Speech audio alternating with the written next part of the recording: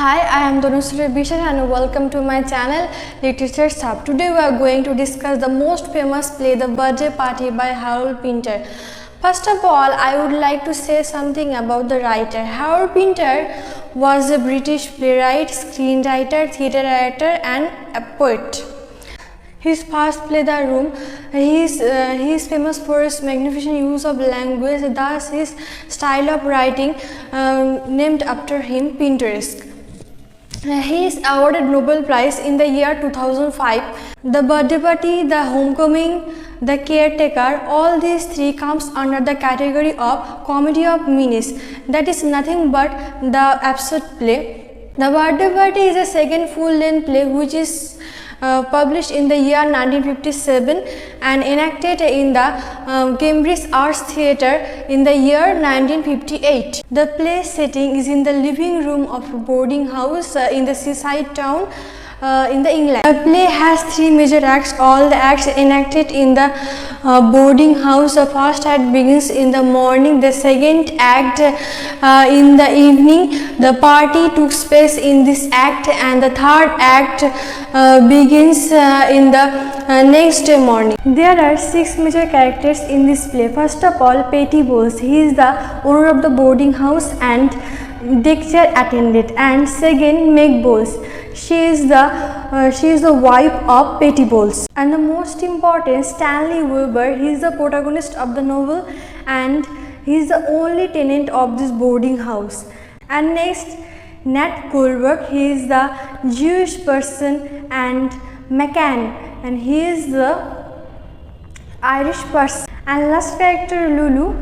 He is the woman of 20s and the neighbor of Mr. and Mrs. Bowles. In Act 1 in the morning, Meg prepares breakfast and Petty reads newspaper and eats some cornflakes. Then Petty informs that two men are coming in their boarding house for a couple of nights. Then Petty goes out for work and Stanley comes down for breakfast. He is unshaven, wears pajamas and glasses. Suddenly the atmosphere of the room changes. They start flirting with each other and Stanley calls her succulent and old washing bag and so on. But when Meg informs Stanley about the new tenants of this boarding house, Stanley becomes worried. Then Lulu enters with a package and gives it to the Meg, which contains a toy drum. Meanwhile, the new tenants Goldberg and McCann arrives. It is Stanley's birthday, but Stanley denies that. Stanley playing the gift, that is toy drum, which Lulu had brought. Here ends Act 1. In the second act, Goldberg and McCann insist Stanley to talk about his past. They ask something irrelevant and weird questions like why did he kill his wife and why he leave her organization and where's his old mom. Stanley was feeling very annoyed about these irrelevant questions, and the next time the party starts at 9 p.m. and each characters are gossiping to each other. Lulu with Goldberg, McCann with Meg, and Stanley is alone. Lulu declares to play a game, that is blind man's buff. During the game, McCann breaks Stanley's glasses and also breaks his toy drum. And suddenly, when the lights off, Stanley attacks Lulu. Here ends the second act.